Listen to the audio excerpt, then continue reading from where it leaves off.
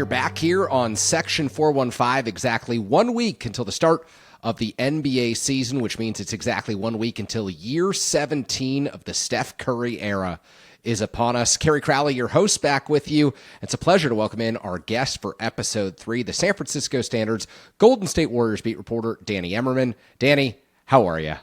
I'm doing well. Thanks for having me on, Kerry. Me and my roommates watched one of my favorite movies of all time last night, When Harry Met Sally. So I'm feeling pretty good, feeling emotional, feeling There we romantic. go.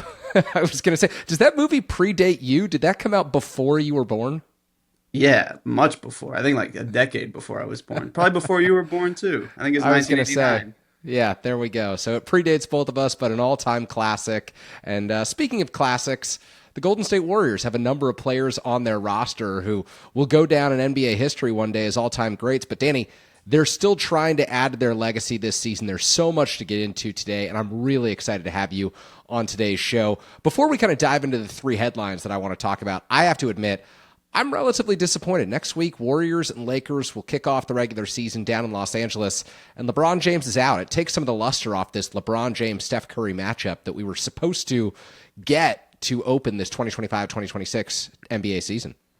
It does, but that's always something that you have to kind of bake in at this point in LeBron's career. At this point in Steph Curry's career, a bunch of these matchups in the past couple of years between the Lakers and Warriors have been disrupted by injuries and so forth, but it'll be a good matchup still. Luka Doncic is expected to play.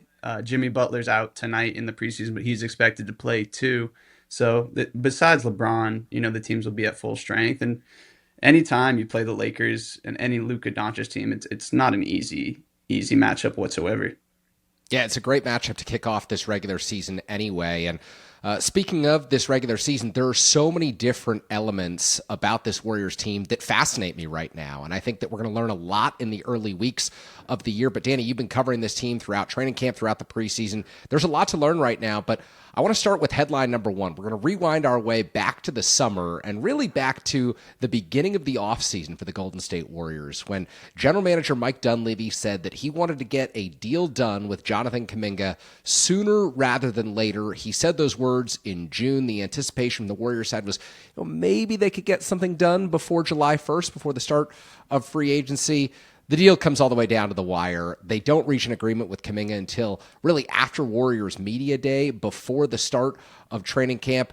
Take us through the steps. I know that there are many of this process, but how did we go from sooner rather than later to a deal coming all the way down to the final moments before the Warriors really took the court for training camp? Yeah, even in the moment with Dunleavy saying that was pretty much wishful thinking. I think Yeah. most people expected that this would drag out. Nobody thought it would drag out until training camp, which is what it did do.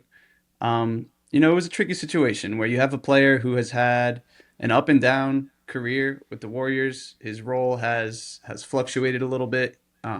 It's clear that he has desires to spread his offensive wings, and that isn't always applicable within the Warriors ecosystem where they want to run so much offense through Steph Curry, through Jimmy Butler. So Kuminga, he never demanded a trade. You can't really demand a trade as a restricted free agent. You don't really have that button to push.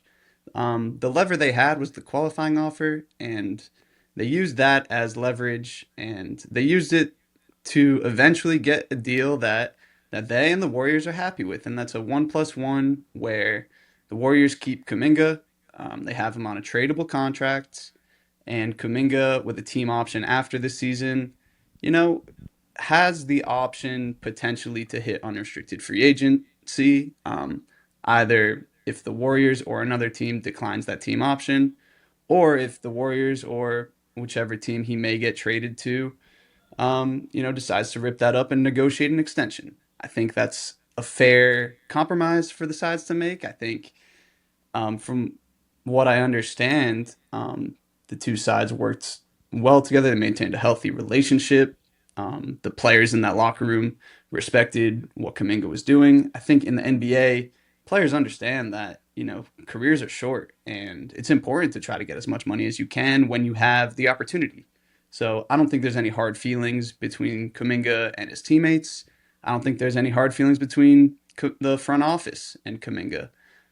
So now it's just going to be a matter of how much he can impact the game within what is asked of him. And that is going to, like it has the past 4 years, it's going to change on a night to night basis based on the circumstances, based on who's available, based on what, what opponent the Warriors are playing, based on a bunch of different factors. And Kuminga's going to have to navigate that, and he's a pretty big part of what their potential ceiling is as a team this year.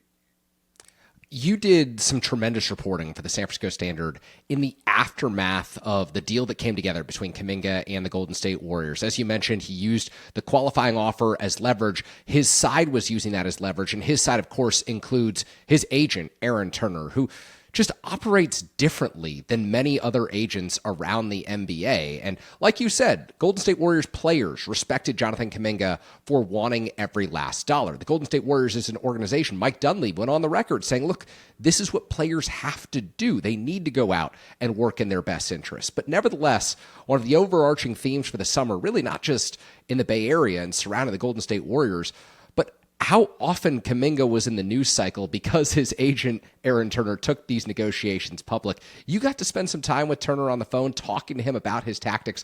What did you learn about the way that he represents Kuminga and how that influenced these negotiations, Danny? There's a lot of things. There's a lot of things to unpack there in the dynamics between Aaron Turner and the Warriors and Kuminga. I think there's a few different ways at unpacking my reporting, and they're all fair. I think one of them is that Aaron Turner is going to do whatever he can to fight for his client, to stick up for him, to do what he can to get the best deal possible. That's what every agent should do. And Aaron truly believes that he did that. I believe, he did that. Kuminga didn't want necessarily the most guaranteed dollars over a long term contract. That wasn't his priority. So when people say that, he fumbled a bigger contract or anything like that, they would tell you that, we got the contract that we wanted to. We got the maximum amount of control we could get given the circumstances, given the restricted free agent market. I think that's all true. And the flip side of it is, he went to great lengths to get that deal, and it wasn't always comfortable for the Warriors. It wasn't always comfortable for Aaron either. But now that's all behind them. I think they're in a pretty good place now.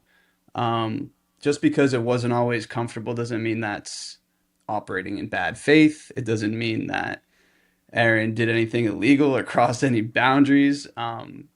It just didn't always rub the Warriors the right way, given how public he was with negotiating, given some details that leaked through the media that the Warriors really like to operate in private. There was a story where, the team flew, Joe Lacob, the team owner, and Mike Dunleavy, they flew to Miami to meet with Kuminga and Aaron Turner, to try to get a deal done. And they had the expectation that that meeting would stay private. They made it very clear to Aaron Turner, according to my sources, that, we don't want this to get out. And then they fly back to the Bay, and all of a sudden ESPN's published a story with all these dramatic details of it. And, that's the kind of thing that can be frustrating for a team, but it really didn't affect negotiations much. Well said, and I appreciate the reporting. You can find it at sfstandard.com. Danny Emerman writing about Jonathan Kuminga. And Danny, we'll continue talking about Jonathan Kuminga and what he means to this 2025-2026 Warriors team in a few minutes. But I want to move on to headline number 2 around this team. As we count down to the start of this regular season, year 17 in the Steph Curry era, the Warriors have surrounded Steph Curry with a really interesting cast of players. And while Mike Dunleavy was waiting for this Kuminga deal to come together over the course of the summer, the Warriors front office was working in the background to bring in other players and get commitments from other players, including Al Horford, including D'Anthony Melton, who had a 6-game stint with Golden State last season before suffering an injury that left him out for the remainder of the season. They've brought in Seth Curry. To me, the Warriors worked really hard to add depth, and I wonder from your perspective what that depth will ultimately look like and translate to in terms of how the Warriors operate on the floor on a night-to-night basis. Yeah, D'Anthony Melton had the best 6 games ever as a Warrior. We're going to be hearing about we all those 6 remember it games that way. forever. I think they went 4-2 in those games. They were rolling. Yeah, I mean, what's important to note about all the new guys that the Warriors brought in, all this new depth, um, while it is true that they're deeper now, they have more shooting, they have more two-way players. What's important to note is that the Warriors, they might have the most continuity outside the Thunder, of playoff teams last year. Maybe outside the Thunder and the Cavs, but I think they brought back like 9 or 10 or 11 of their rotation guys from the playoffs. And then on top of that, they improved at center with Al Horford. Al Horford's a guy who's going to change everything about the way they operate. He's going to spell Draymond. He's not going to make Draymond play center for 20 25 minutes a night. He's going to space the floor. He in the past 3 years, he's at 40.9% from 3, that leads all centers in the NBA, and he takes them at volume. He I think he takes 5 a game, and he gets it up quick. And that's really important for the Warriors. It's going to change the geometry of the floor. Steph Curry hasn't really played with a stretch center of Al Horford's caliber ever.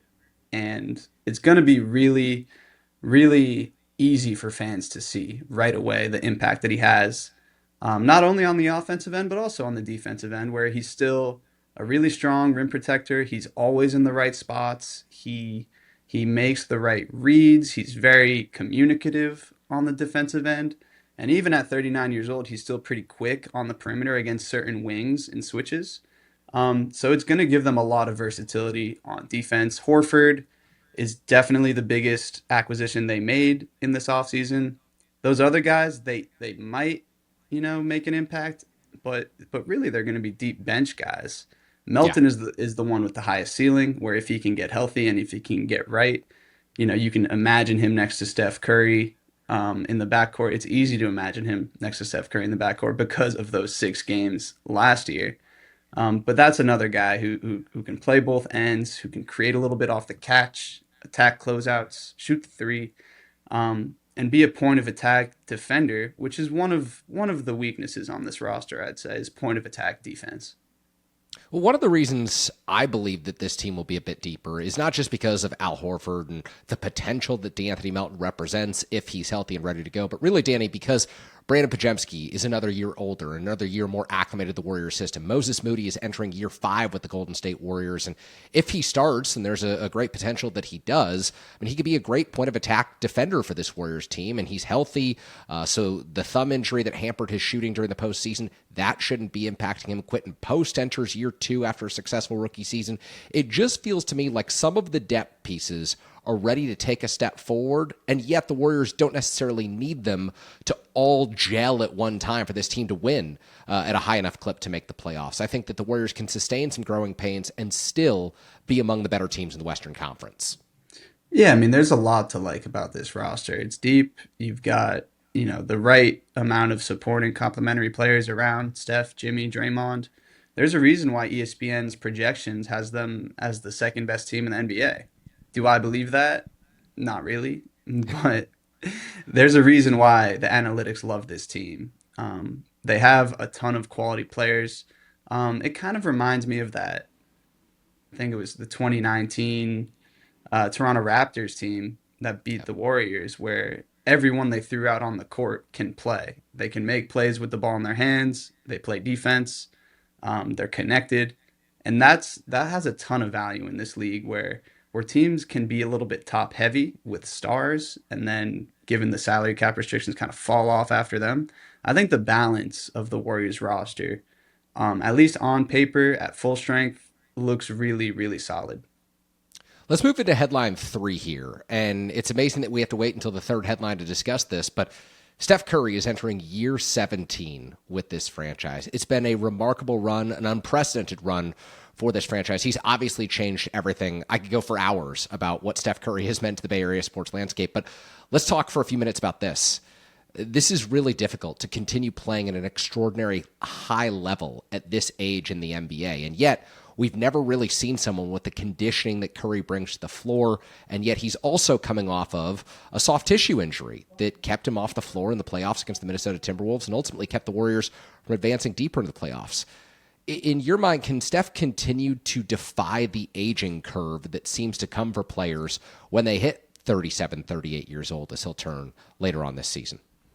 Yeah, he definitely can continue to defy that aging curve. When I think of Steph Curry, I don't necessarily think about other NBA players. Historically in the NBA, point guards especially, they have a really tough time aging. You see outliers like Chris Paul, who's had a really nice career into his late 30s, but traditionally, point guard turns 35 and it's kind of over for them. That obviously has not been the case for Steph. And I kind of look at it more like Tom Brady, where he was able to continue to reinvent himself. He kept his body in incredible shape. He went to great pains to do so with his TB12 method. The SC30 method is a little bit different.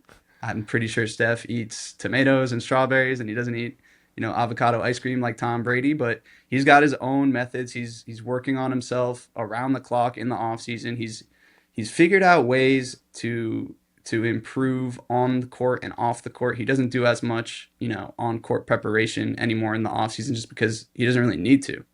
And I think heading into this season, he's really energized. He's really rejuvenated because he knows this team has a shot. And you hear Steph talk about playing meaningful basketball all the time. And you usually hear that when the team is struggling. And it's because he yearns for that. He yearns for that moment, for the opportunity to compete at the highest levels. And you haven't heard it as much this preseason because it's just a given now. This team knows that if the things break right for them, they're going to have a shot. It's going to be hard for any team to beat the Warriors 4 times in a 7-game series. They know that. Steph knows that. And I think he's really, really focused and energized heading into this season. And he's feeling good physically. He looks fantastic in the preseason in his couple games that he's played. And there's no reason why that he wouldn't be able to carry this team. Again, he did it last year. He's coming off an offseason where he didn't have to play in the Olympics, which is definitely a factor. And he's definitely motivated and focused and energized heading into this year. I'm not going to ask you what's realistic from a points per game perspective, from a three-pointer perspective from Steph Curry. We don't need to set limits for that. But is it realistic to think that he could play upward of 70, 75 games this season? Will his minutes stay the same as they did a year ago? Or will Steve Kerr look for opportunities to rest him more frequently this year? It's a great question, and it's something that the coaching staff is talking about constantly, with Rick Celebrini, the director of sports medicine and player performance. I don't think it's realistic to expect him to play upwards of 70 games. I think if Steph, Jimmy Butler, Draymond Green each played around 65, I think the team would be thrilled with that. And it's got to be the right 65 too, right? Not back to backs. Hopefully they're all on the court together as much as possible. Try to maximize it that way.